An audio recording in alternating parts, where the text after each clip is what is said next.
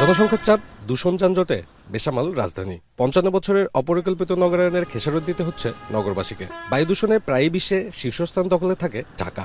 সম্প্রতি আন্তর্জাতিক সংস্থা ইউআই এর সূচকে ১৭৩ দেশের মধ্যে বিশ্বে বসবাসের অযোগ্য শহরের তালিকায় তৃতীয় অবস্থানে ঢাকা।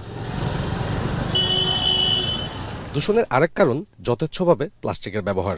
আবার অন্যদিকে দেদারসে পাহাড় আর গাছ কাটা হচ্ছে। সব মিলিয়ে জলবায়ু পরিবর্তনের প্রভাবে সামান্য বৃষ্টিতেই জলজট হচ্ছে নগরীতে। বিশ্ব পরিবেশ দিবস এবং প্রধানমন্ত্রী তারেক রহমানও ঢাকার এই পরিণতিতে শঙ্কা জানান। বিশ্ব পরিবেশ দিবস উপলক্ষে বৃহস্পতিবার রাজধানীর চিনমৈত্রী সম্মেলন কেন্দ্রে জাতীয় বৃক্ষরোপণ অভিযান ও বৃক্ষমেলার আয়োজন উদ্বোধন করেন প্রধানমন্ত্রী। সেখানেই তিনি টেকসই সবুজ বাংলাদেশ বিনির্মাণে সবাইকে সচেতন হওয়ার পাশাপাশি সরকারকে সহযোগিতার আহ্বান জানান। বিশ্বে বসবাসের অযোগ্য শহরের তালিকায় তৃতীয় স্থানে বাংলাদেশের রাজধানী ঢাকা। আজকে আমরা এখানে পরিবেশ নিয়ে কথা বলতে এসেছি।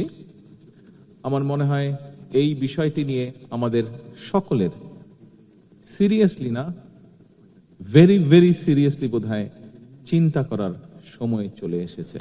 সরকার প্রধান বলেন, প্লাস্টিক বর্জ্য কমিয়ে আনতে কাজ করছে সরকার। পাহাড় কাটা, বন উজাড়, বন্যপ্রাণী হত্যা, নদী ভরাট, শতবর্ষী গাছ কাটার মতো পরিবেশের ভারসাম্য নষ্ট হবে এমন কাজ থেকে বিরত থাকার জোর আহ্বান জানান তিনি। প্লাস্টিক বর্জ্য উল্লেখযোগ্যভাবে কমিয়ে আনার লক্ষ্যে সরকার ইতিমধ্যে কাজ শুরু করেছে বা করার চেষ্টা করছে সরকার। একই সঙ্গে জৈব সার উৎপাদন, পুনর্ব্যবহার, বর্জ্য থেকে জ্বালানি উৎপাদন এবং রিডিউস, রিইউজ, রিসাইকেল, এই 3R নীতিকে সরকার জাতীয় পর্যায়ে বাস্তবায়নের নীতি বা উদ্যোগ গ্রহণ করেছে।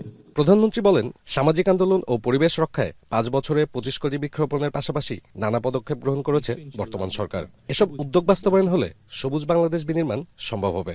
5 বছরে নতুন করে 25 কোটি গাছ রোপণের কর্মসূচি নিয়েছি। সরকারের না এই উদ্যোগগুলো যদি আমরা সফলভাবে বাস্তবায়ন করতে পারি, তাহলে অবশ্যই বর্তমান এবং ভবিষ্যৎ প্রজন্মের জন্য আমরা একটি নিরাপদ, স্বাস্থ্যকর এবং সবুজ বাংলাদেশ গঠন করতে ইনশাআল্লাহ সক্ষম হব। বৃক্ষরোপণে জাতীয় পুরস্কার 2025-এর অনুষ্ঠানে পরিবেশ রক্ষায় বিশেষ ভূমিকা রাখায় 3 ব্যক্তি ও 3 প্রতিষ্ঠানকে জাতীয় পরিবেশ পদক 2025 এবং বন্যপ্রাণী সংরক্ষণ ও বৃক্ষরোপণে অবদান রাখায় বিভিন্ন প্রতিষ্ঠানকে জাতীয় পুরস্কার তুলে দেন প্রধানমন্ত্রী। মহাপরিচালক ডক্টর নার্গিস আক্তারকে। সাব্বির রোজ, এখন, ঢাকা।